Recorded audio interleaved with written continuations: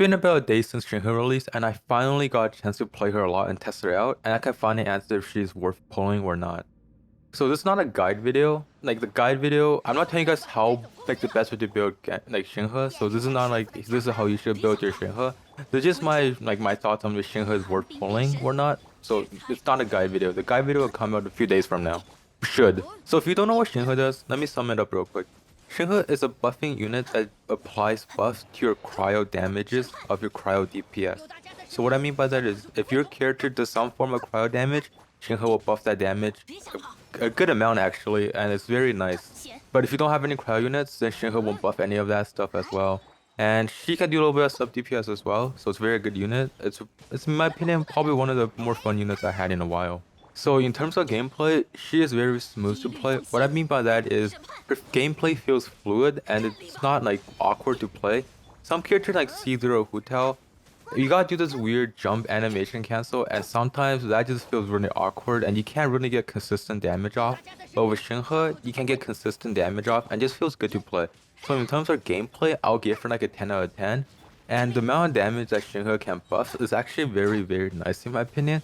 So most times you're running like attack percent, cryo damage droplet, and then more attack percent.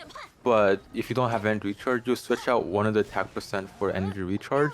Your main DPS is also going to play a factor in how good your Shenhe becomes, because the way the damage formula is calculated, there's your character's attack multiplied by the skill modifier.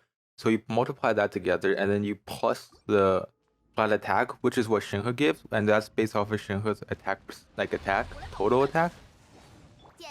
So all of that is calculated before the crit damage and damage bonus modifier that's being applied afterwards.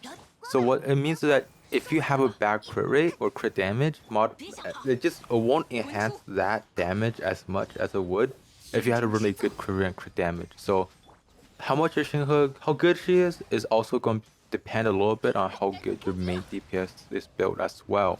But that shouldn't really stop you from like pulling Shenhe if you don't think you have a good unit. I have it here a level 79 Chunyan, and I do have Wolf Gravestone on him, so that's going to be a factor. It's a lot of damage coming from Gravestone, but the talents are literally level 1, 4, 4, and the 2 level 4s I didn't even upgrade. That was used from like C6 Chunyan, and it does a lot of damage, more than it should have for like a unit that's not even close to being finished building.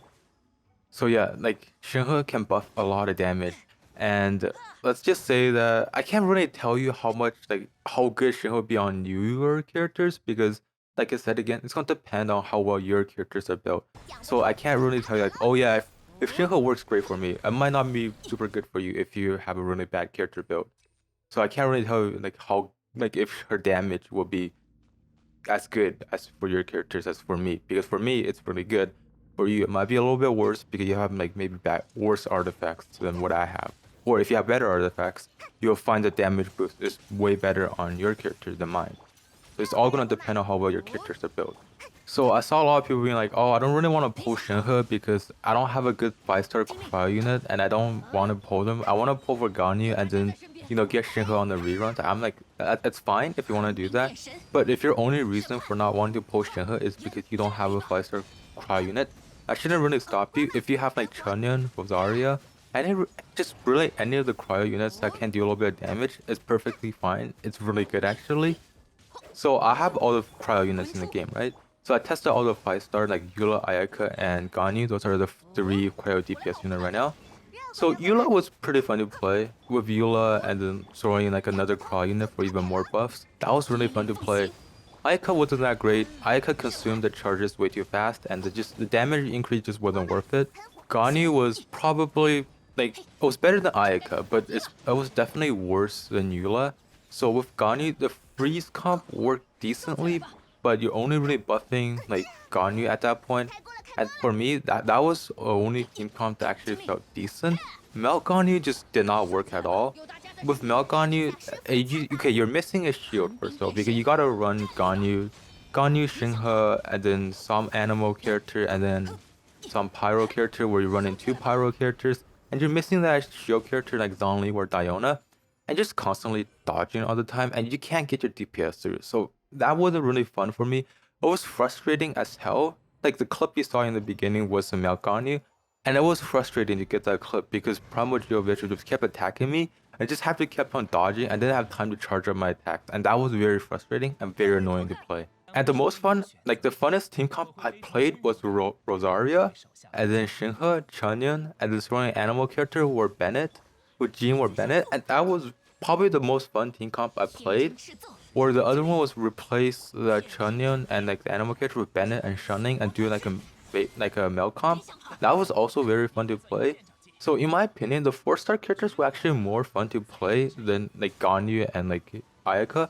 So if you're like not pulling because you're like, oh, I don't have like Ganyu or Ayaka, then you shouldn't really let stop you, because if you build out your 4-stars good for like Shenhe, you'd be doing a lot of damage, and actually clear the best with the Shenhe Rosario comp. So it shouldn't really stop you from pulling Shenhe. And my Rosario is not even that built that well, so if you build it better, you'll be able to do Abyss as well. So yeah, is Shinho worth pulling? Absolutely worth pulling. Even if you don't have 5-star cryo units. If you have 4-star ones, then yes, it's absolutely worth pulling. But if you are just brand new to the game and you don't have any really any characters yet, probably not best idea to pull Shinhe. Probably you should pull Xiao. But if you've been playing for a while and you got a decent like Chunhyun and you got Rosaria at decent cons, like constellations, definitely worth pulling. Shenhe is really fun to play. That's it for this video. Hope you guys found your answer if Shenhe is worth pulling or not.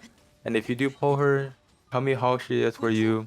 So I just woke up. It's been like a day since I did this recording, and I got a copyright strike on my channel for the leak video that I uploaded like a long time ago. So when I uploaded that video, I thought this might get taken down, but like it didn't get taken down after like it started getting a lot of attention, like a lot of views. But then finally got taken down today. So like, oh well, I guess no more leak videos from me. So I'm gonna switch my content up a little bit. Gonna focus only purely on guide videos now. Maybe in the future I'll do like challenges, like fun stuff like that. But for now, mostly guide. And a lot of you guys seem to enjoy like the reroll guide, and a lot of you guys seem to want more beginner guides. So that's what I'm focused on a lot too now, is beginner guides. So like if you're new to Genshin, that kind of stuff. But yeah, no more leaks, and oh well, whatever.